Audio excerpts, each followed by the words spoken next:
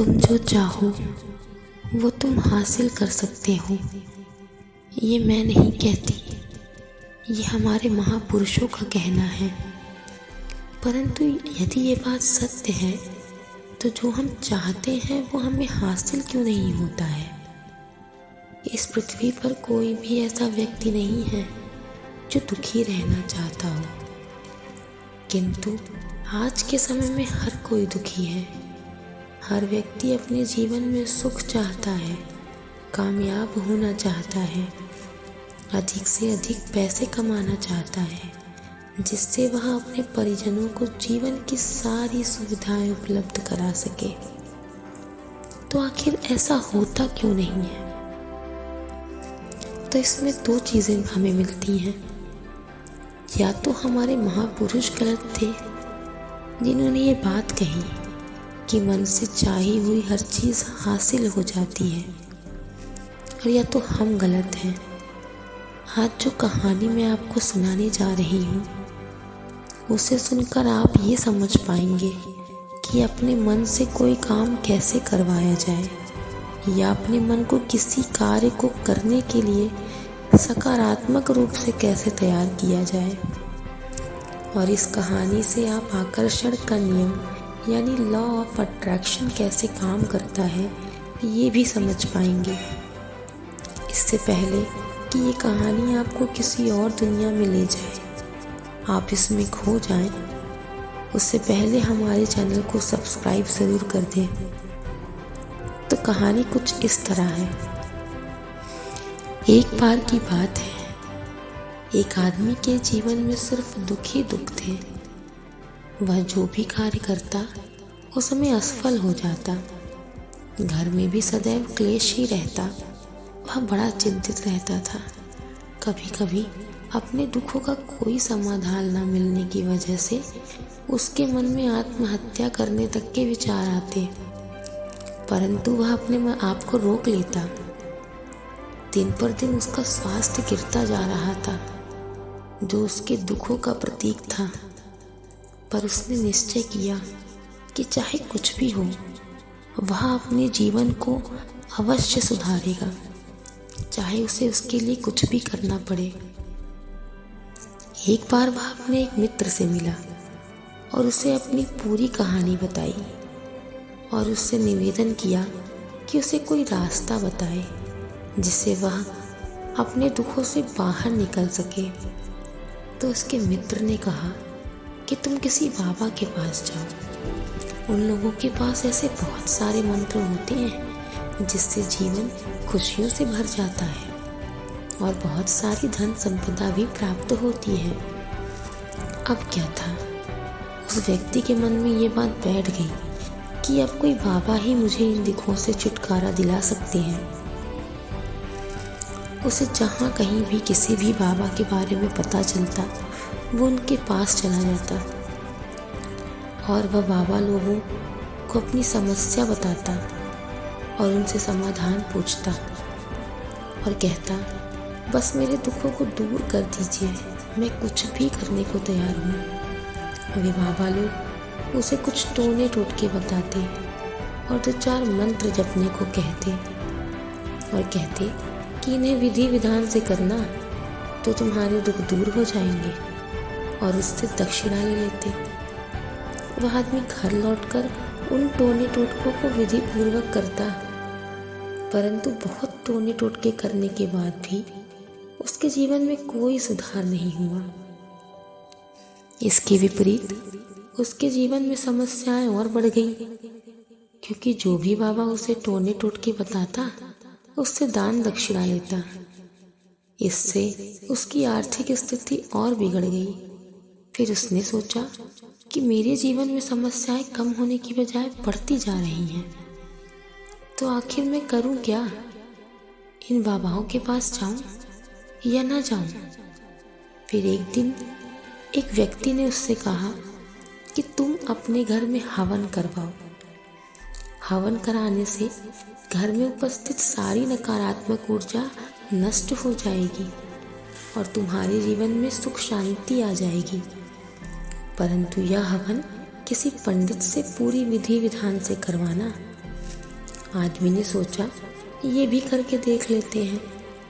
उसने एक पंडित से पूरी विधि विधान से हवन व मंत्रोच्चारण करवाया। पंडित जी ने भी उसे अच्छी खासी दक्षिणा ली और प्रस्थान कर गए।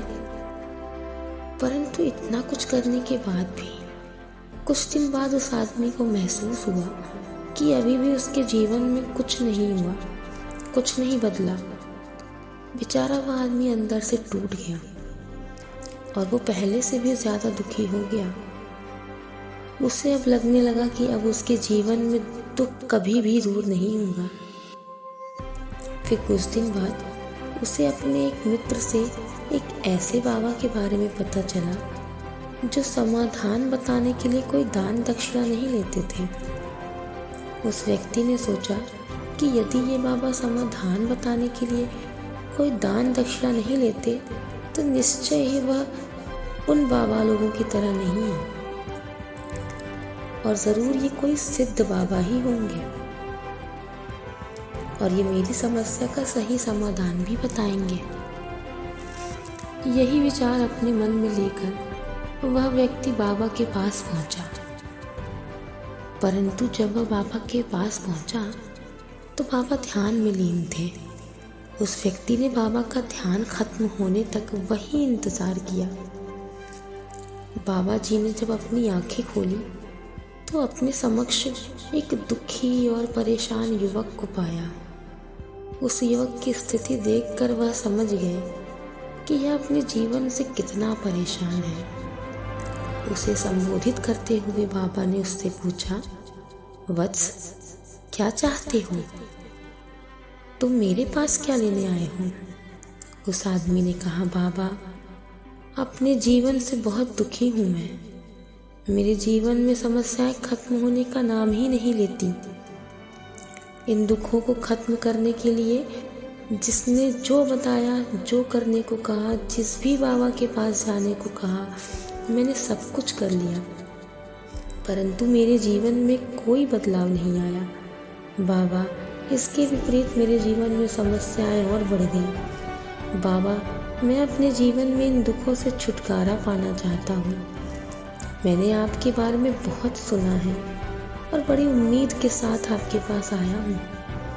कृपया मेरी समस्या का समाधान करें।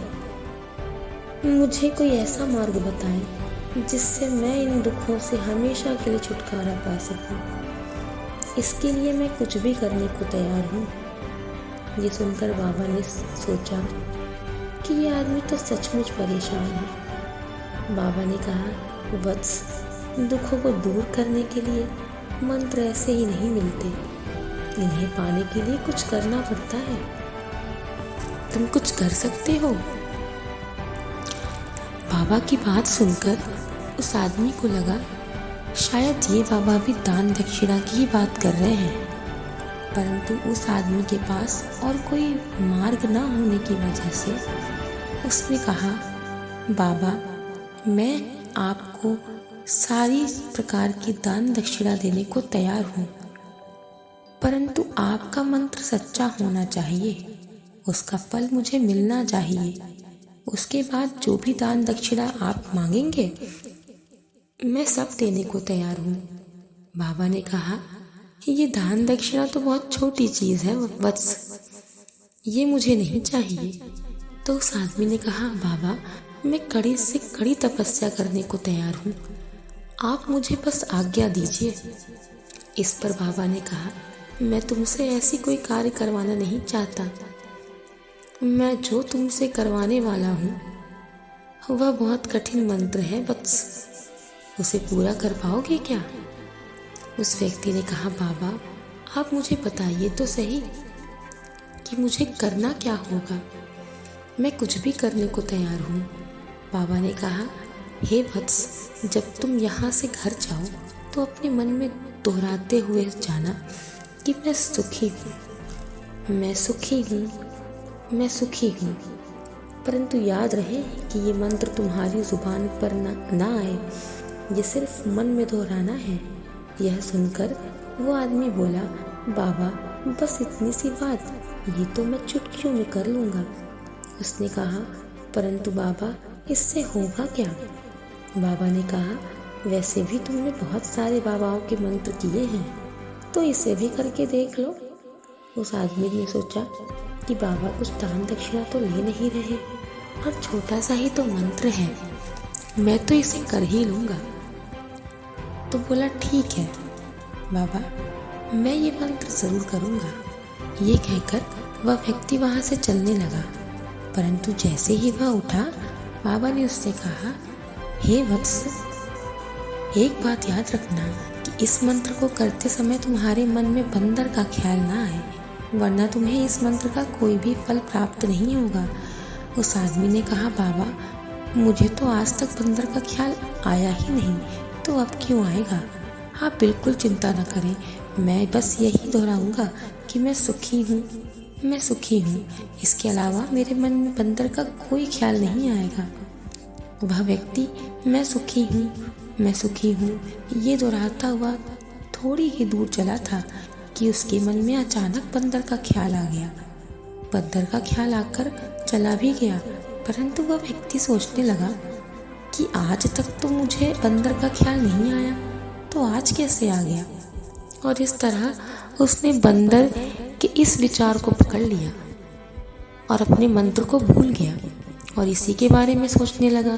जब थोड़ी देर बाद उससे फिर से होश आया, तो वह फिर से बाबा का वही मंत्र दोहराने लगा कि मैं सुखी हूँ, मैं सुखी हूँ। लेकिन अचानक उसके सामने फिर बंदर दिखाई दिया। वह बंदर के विचार को अपने मन से निकाल कर फेंकना चाहता था, लेकिन उसे तो सामने ही बंदर दिख गया। ऐसे ही जद्दोजहद के साथ वह अपने घर पहुंचा और घर पहुंचकर अपनी पत्नी से कहा, हे बंदरिया, मुझे खाने में बंदर परोस दे। और जब उसे एहसास हुआ कि उसने क्या बोला, तो वह अपने बाल नोचने लगा, अपना सर पटकने लगा कि आज तक तो मुझे बंदर का कोई ख्याल नहीं आया, फिर आज क्या हो गया है, ये कैसी माया है। यही सोच सोचकर उस आदमी ने किसी तरह अपनी रात करवट बदल बदल कर गुजारी और सुबह होते ही वह बाबा के चरणों में जा गिरा और कहा, बाबा, आज तक मुझे बंदर का कोई विचार नहीं आया, परंतु कल से जब से आपने मुझे कहा कि बंदर का विचार नहीं आना चाहिए, तब से मुझे हर जगह बंदर ही दिखाई देते हैं। बाबा, मुझे तो आपके पीछे भी पेड़ पर बैठकर बंदर केले खाता दिख रहा है। ये क्या हो रहा है बाबा? ये सुनकर बाबा हंसने लगे। वत्स, मन का जाल एक ऐसा जाल है जिसे समझ पाना आसान नहीं है। बंदर तो तुम्हारे रास्ते से पहले भी आते थे। जब तुम मेरे पास आए तो ये बंदर इन्हीं पेड़ों पर घूम रहे थे, परंतु उस समय तुम्हारे ध्यान में ये बंदर नहीं थे। उस समय सिर्फ तुम अपनी समस्या के बारे में सोच रहे थे। बाबा ने कहा, वत्स, हम जिस चीज़ से भी दूर भागना चाहते हैं, वही चीज़ हमारे मन में बहुत गहराई से प्रविष्ट हो जाती है, हमारे अंतर्मन की गहराइयों तक चली जाती है। वास्तव में हम किसी चीज़ से इसीलिए छुटकारा पाना चाहते हैं क्योंकि वह चीज़ हमारे मन की गहराइयों में प्रविष्ट होकर हमारे अंतर्मन से जुड़ जाती है, और हम जितना ही उससे दूर होना चाहते हैं, उससे छुटकारा पाना चाहते हैं, वह उतनी ही गहरी हमारे मन में बैठती जाती है और आखिरकार वह हमारे मन में बैठ जाती है। वास्तविकता यही है कि हम अपने होठों से तो यही कहते रहते हैं कि हम सुखी हैं, हम सुखी हैं, पर अंतर्मन से हम दुखी ही रहते हैं। इसीलिए बार बार अपने होठों से ये बोलने पर कि हम सुखी हैं, हम सुखी हैं, हम सुखी नहीं हो जाते। जब तक ये मंत्र हमारी अंतरात्मा में, हमारे अंतर मन में प्रविष्ट नहीं हो जाता। इस पर उस व्यक्ति ने पूछा, बाबा, ये मंत्र हमारे अंतर मन में प्रविष्ट कैसे होगा? ये सुनकर बाबा ने कहा, वत्स, अपनी समस्याओं से लड़ना छोड़ दो।